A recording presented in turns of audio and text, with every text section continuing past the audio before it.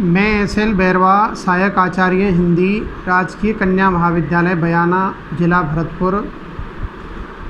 आज मैं जिस विषय पर चर्चा कर रहा हूँ यह विषय महाराजा सूरजमल ब्रज विश्वविद्यालय भरतपुर के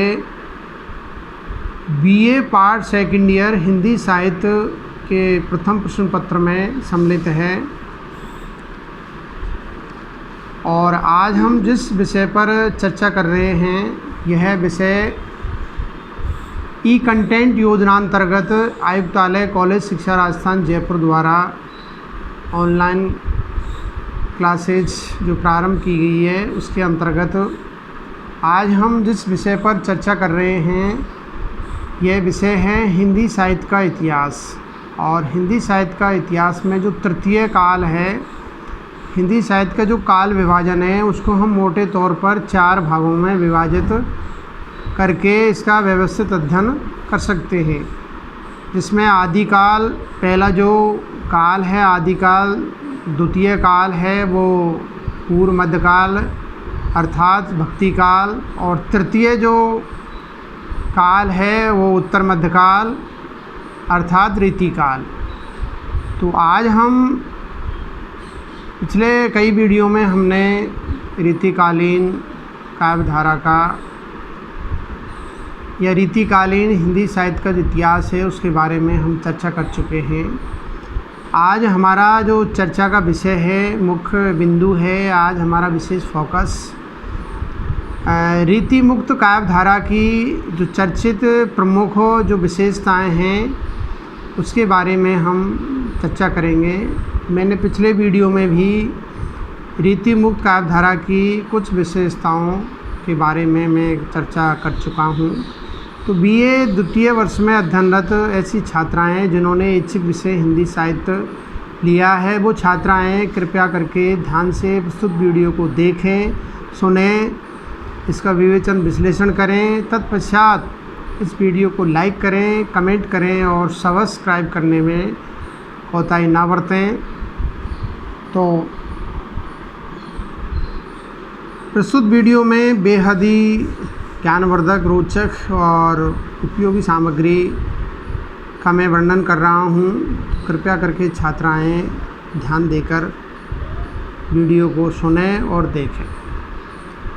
तो अगली जो विशेषता के रूप में हम 6 विशेषताओं के बारे में हम पिछले वीडियो में चर्चा कर चुके हैं। आज हम 7वीं विशेषताओं से अपनी बात को प्रारंभ करेंगे।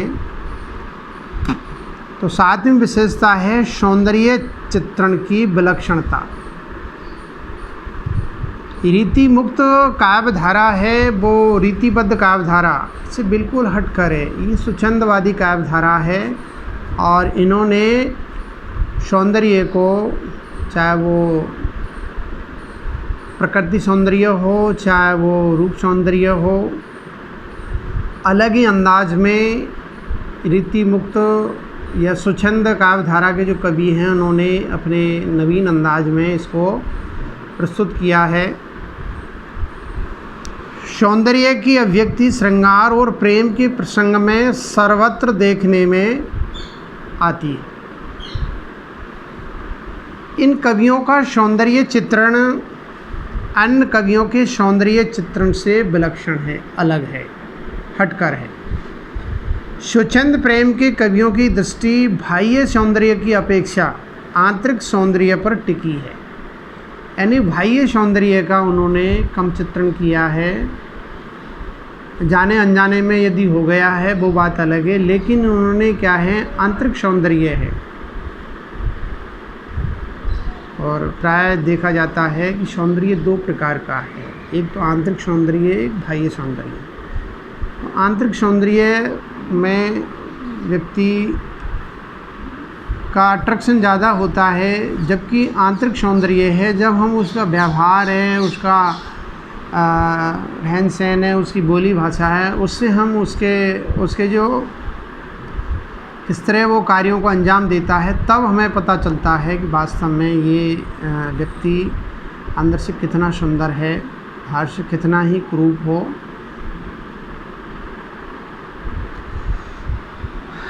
संपूर्ण शरीर का एक चित्र निम्नांकित छंद में हम देख सकते हैं। तो ध्यान से सुने। लाजनी लपेटी चित वन भेद भाय करी, ललित लसती ललित लोल चख तेरे छानी में। पुनः सुन लीजिए छात्राएं पंक्ति को। लाजनी लपेटी चित वन भेद भाय करी, लसती ललित लोल चख तेरे छानी में। छवि को सदन गोरो बदन, रुचिर भाल रस निचुरत मीठी मृदु मुस्कानी में। दसन दमक फैली हिये मोती, माल होती पिए सो लड़की प्रेम पगी बत्ते रानी में। आनंद की निधि जग मगती छबीली बाल, अंगनी अनंग दूरी दूरी जानी में। अब हम इस पद्यांश का थोड़ा सा भावार्थ कर लेते हैं कि किस तरह नायिका का जो सौंदर्य है बेहद ही मनोहारी है, मार्मिक है।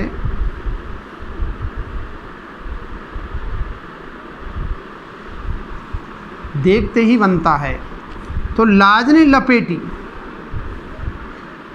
लज्जा से शर्मसार हो गई है, यानी जो नायिका है उसका जो सौंदर्य है कि मानो उसने क्या है अपने सौंदर्य को वस्त्रों के माध्यम से ढक रखा है।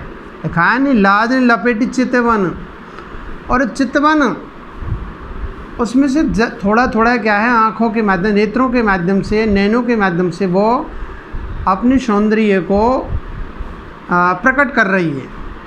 लाजनी लपेटी चितवन, यानी उसकी जो चाल है वो तरह तरह की, यानी मदमस्त चाल है और चंचल नेत्र है, हिरणी जैसे नेत्र।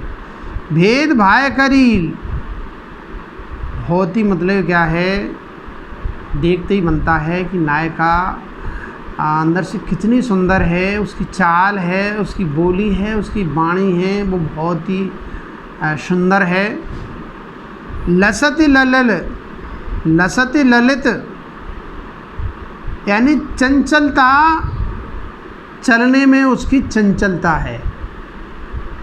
लोल चख तेरे छानी में, और लोल चख यानी उसके नेत्र हैं वो बहुत ही चंचल है।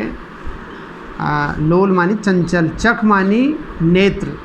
जब वो देखती है तो मानो बहुत ही सुंदर लगती है कि नायिका का जो मन का हरण कर लेती है। ऐसी क्या है उनकी चाल और नेत्रों में तिरछापन है।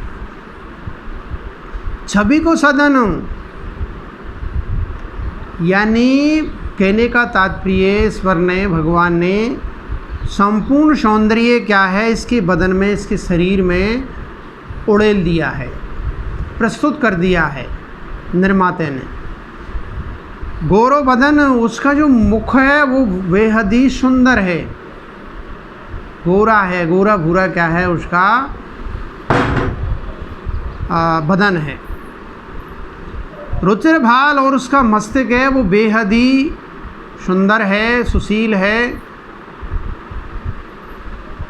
रस निचोरत मीठी मृदु मुस्कानी में, और ऐसा लगता है कि नायिका है जब वो बोलती है तो उसकी बहुत ही मृदु मंदिम मंदिम मुस्कान से वो नायिका का हरण कर लेती है, ऐसा लगता है। यानी कहने का तात्पर्य उसकी जो वाणी है वो बहुत ही मृदु भाषणी है, वो बहुत ही सुंदर है, मीठी वाणी है, कोयल से भी ज़्यादा मीठी उसकी वाणी है, और मंदिम मंदिम मुस्कान है, वो बेहद सुंदर है। दसन, दसन मानी दांत, बेहद ही श्वेत है, सफ़ेद है। दनस, दसन दमक फैली, यानी उनके दांतों से क्या है शाइनिंग, चमक प्रकट हो रही है। फैली हिये मोती माल होती, कि मानो हिये में क्या है मोतियों की माला को उसने धारण कर रखा है। पिय सो लड़की प्रेम पगी बते रानी में, और प्रिय से अपने प्रेमी से लड़की यानी प्रेम में डूबी हुई है, प्रेम रस में, पगी बते रानी में, और बातों का आनंद लेने के लिए वो बेहद ही सुंदर मुस्कान से नायक को अपनी ओर आकर्षित कर रही है।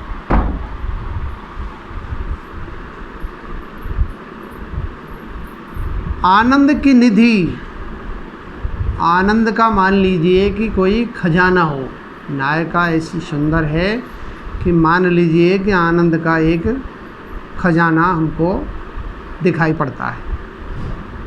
आनंद की निधि जग मगाती छबीली बाल, उसकी छवि है, उसका सौंदर्य बेहद ही आकर्षित करने वाला है कि अभी तो इसमें क्या है, ऐसी लगती है कि लड़कपन है, बचपना है, वो नहीं गया है। अंगनी अनंग यानी सौंदर्य में उसकी विविध जो अंग प्रत्यंग है, उसका सौंदर्य इतना बेहद आकर्षित है, अट्रैक्टिव है कि मानो कामदेव भी क्या है उसके सौंदर्य के सामने लजा जाता है, दूरी दूरी जानी में दूर भाग जाता है कि ये तो क्या है, मुझसे भी सुंदर कोई अप्सरा है। तो कहने का तात्पर्य सुंदरता में नायिका ने कामदेव को भी जीत लिया। तो ये इस पद्यांश का संक्षिप्त में सार है। अगली विशेषता है रहस्यात्मकता। रहस्यात्मकता किसे कहते हैं, मैं थोड़ा सा इसके बारे में आपको पीछे ले चलता हूँ। रहस्यवाद या रहस्यात्मकता जहाँ होती है, कहाँ होती है बताइए? जहाँ पर आत्मा और परमात्मा का लेखक, कवि या साहित्यकार चित्रण करता है, वहाँ पर हमें रहस्यवाद देख सकते हैं। जहाँ आत्मा और परमात्मा का मिलन चित्रण किया जाता है, तो रहस्यवाद हमें सर्वप्रथम कबीरदास में देखने को मिलता है। उसके तत्पश्चात जायसी में कबीरदास ने अपनी साखियों में, पदों में रहस्यवाद का बहुत ही अच्छा चित्रण किया है। और चाहे वो उनका कबीरदास जी का ब्रह वर्णन, मैं एक पंक्ति के माध्यम से आपको कबीरदास का जो रहस्यवाद है उसको समझा रहा हूँ।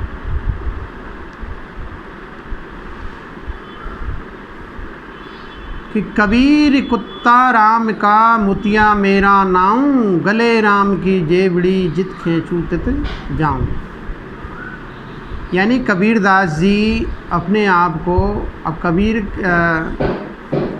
आत्मा का प्रतीक है और राम भगवान का प्रतीक है। कबीर भगवान में तो आपका एक कुत्ते के समान, कुत्ते के तुल्य हो, और गले राम की जेबड़ी, आपका रिमोट आपके पास है, मेरा रिमोट। तो कहने का तात्पर्य मैं तो आपका ही दास हूँ और आपका मेरे ऊपर पूर्ण रूप से नियंत्रण है। गले राम की जेबड़ी जित खींचूं तित जाऊं का तात्पर्य आप मुझे कहीं भी ले जा सकते हो, कोई सा भी कार्य करवा सकते हो। और कई पद है, जैसे हंसा करो पुरातन बात, कौन देश से आया हंसा, उतरना कौन घाट, खां हंसा विश्राम कियो ये खां लगाई बाट, अबई हंसा चेत सवेरे चलो हमारे साथ, हंसा करो रे पुरातन बात। अब हंसा का तात्पर्य यहाँ आत्मा से लेते हैं। तुलसीदास ने भी अपने पदों में रहस्यवाद का चित्रण किया है, हल्का फुल्का है, ज़्यादा नहीं है। ईश्वर अंश जीव अविनाशी, चेतन अमल सहज सुखरासी। तो ईश्वर का ही अंश है आत्मा, और इसी का क्या है कबीरदास ने चित्रण किया है। तो ये मैं आपको थोड़ा सा रहस्यवाद की एक झलक आपको बता रहा था। अब हम रीतिकालीन जो रीति मुक्त कवि हैं उनमें हम रहस्यवाद को देखते हैं। थोड़ा सा इसमें घनानंद में हमको रहस्यवाद देखने को मिलता है। रीति मुक्त कवि विशेषतः घनानंद के वर्णन में भौतिक प्रेम को आध्यात्मिक प्रेम से जोड़ दिया गया है। भौतिक प्रेम है उसको आध्यात्मिक प्रेम में कन्वर्ट कर दिया है, परिवर्तित कर दिया है। पंडित विश्वनाथ प्रसाद मिश्र ने स्वच्छंद प्रेम के कवियों पर उसे स्वीकार करते हुए कहा है, लिखा है। क्या लिखा है? स्वच्छंद कवियों में सूफियों के संपर्क और प्रभाव के कारण कहीं कहीं रहस्य की झलक भर मिलती है।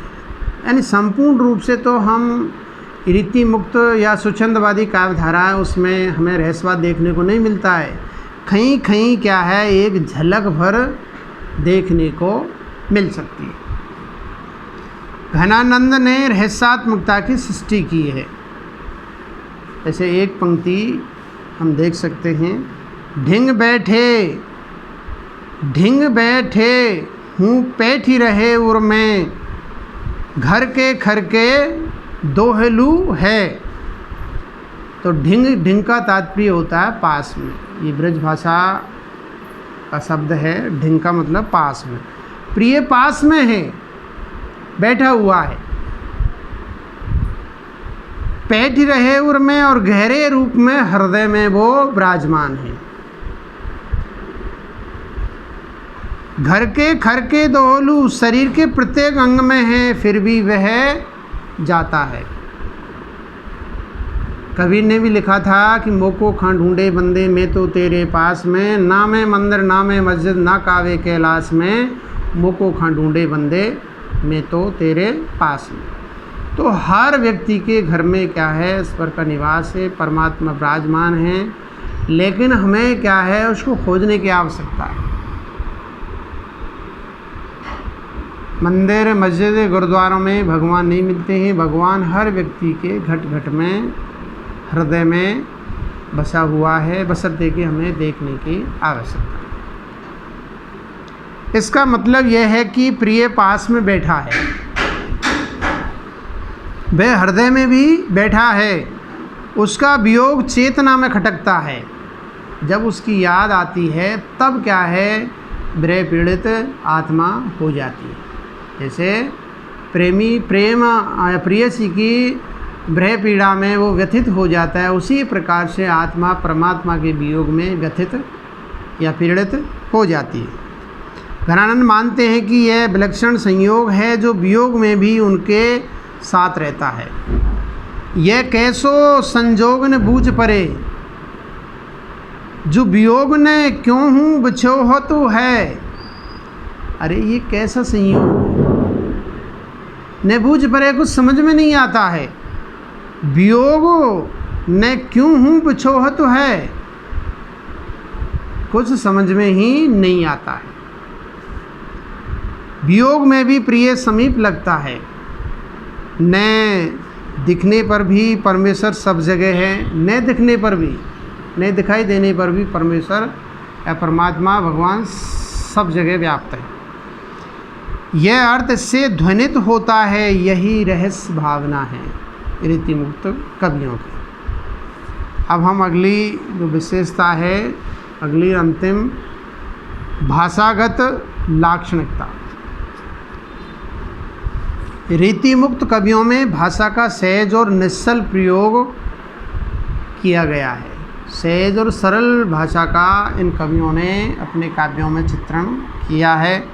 घनानंद, आलम, बोधा, ठाकुर, इन सभी की भाषा में प्रेषणीयता, संप्रेषण है, कम्युनिकेशन बहुत ही अच्छा है। लाक्षणिकता और व्यंजना दिखाई देती है। घनानंद ने लक्षणा के सहारे अपनी सूक्ष्म अनुभूतियों को सफल अभिव्यक्ति दी। अपनी जो सूक्ष्म अनुभूतियाँ हैं उनको सफल चित्रण किया है। जैसे उजरन बसिए हमारी अखियान, देखो सुबस सुदेश जहाँ भावत बसत है। घनानंद के साहित्य के पारखी विद्वान डॉक्टर मनोहर लाल गौड़ ने बड़ा ठीक ही कहा है, लिखा है। क्या लिखा है सुनिए जरा। घनानंद की भाषा में अनगिनत विशेषताएं विद्वान हैं। घनानंद की भाषा में अनगिनत विशेषताएं विद्वान हैं। कवि भाषा की बुनावट के रेसे रेसे को पहचानता है, अभिष्ट अर्थ की अभिव्यक्ति के लिए उनका प्रयोग करता है। मुहावरे, लाक्षणिकता, विरोध, चमत्कार आदि तत्व इनमें प्रमुख है। ये कोटेशन, ये कथन डॉक्टर मनोहर लाल गौड़ ने घनानंद की जो भाषा है, उसकी विलक्षणता है, उसके बारे में लिखा है। पुनः सुन लीजिए। घनानंद की भाषा में अनगिनत विशेषताएं विद्यमान हैं। कवि भाषा की बुनावट के रेसे रेसे को पहचानता है, अभिष्ट अर्थ की अभिव्यक्ति के लिए उनका प्रयोग करता है। मुहावरे, लाक्षणिकता, विरोध, चमत्कार आदि तत्व इनमें प्रमुख है। तो ये कथन घनानंद की जो भाषा है, उसकी लाक्षणिकता है, विलक्षणता है, उसके बारे में डॉक्टर मनोहर लाल गौड़ ने ये कहा है।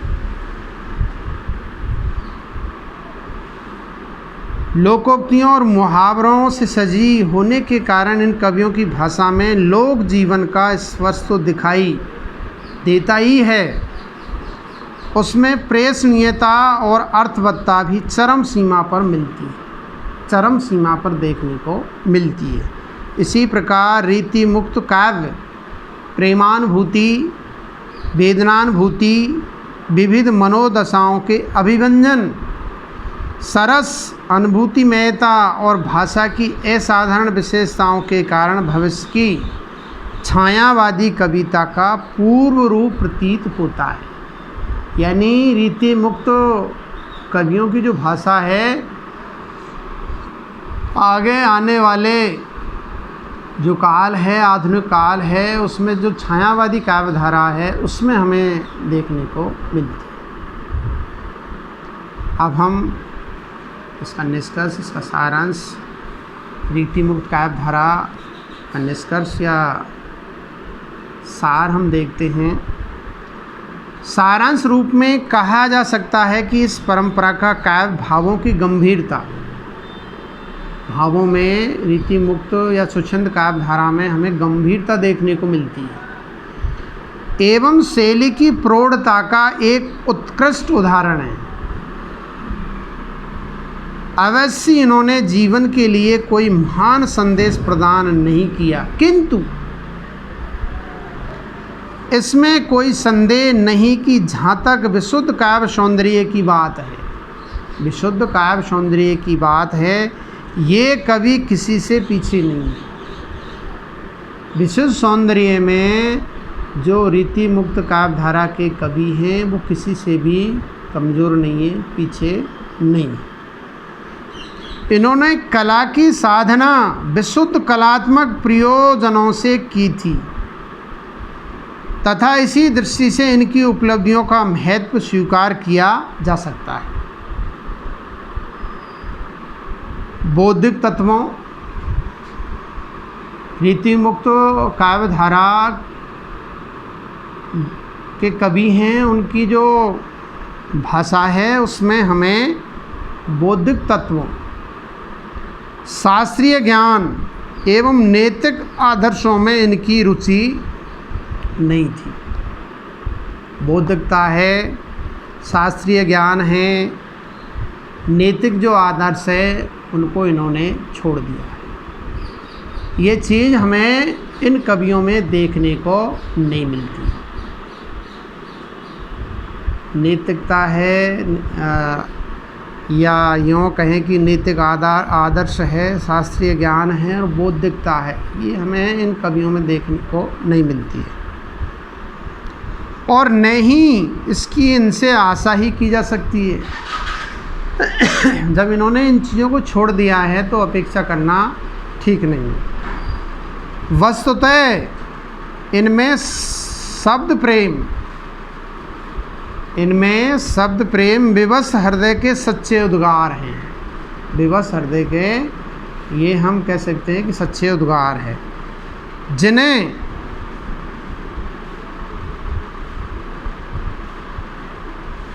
इसी रूप में ग्रहण करना उचित और संगत होगा। इन्हें इसी रूप में ग्रहण करना उचित और संगत होगा। तो हमने अब तक रीतिकाल का नामकरण, रीतिकाल की प्रमुख प्रेरक परिस्थितियाँ और उसके बाद रीतिकालीन काव्य का वर्गीकरण और दरबारी संस्कृति, उसके बाद में रीतिबद्ध काव्य धारा का परिचय, प्रमुख कवि और रीतिबद्ध काव्य धारा के प्रमुख कवियों के पश्चात रीतिबद्ध काव्य धारा की प्रमुख विशेषताएं, और इसके बाद हमने रीति मुक्त काव्य धारा का परिचय, प्रमुख कवि, और अभी इस वीडियो में हमने रीति मुक्त काव्य धारा की जो शेष रही विशेषता हैं उनका वर्णन, जिक्र, चर्चा, विवेचन, विश्लेषण हम कर चुके हैं। अब अगले वीडियो में हम रीतितर जो रीतिकालीन काव्य है उसके बारे में चर्चा करेंगे। आज इतना ही। धन्यवाद। नमस्कार।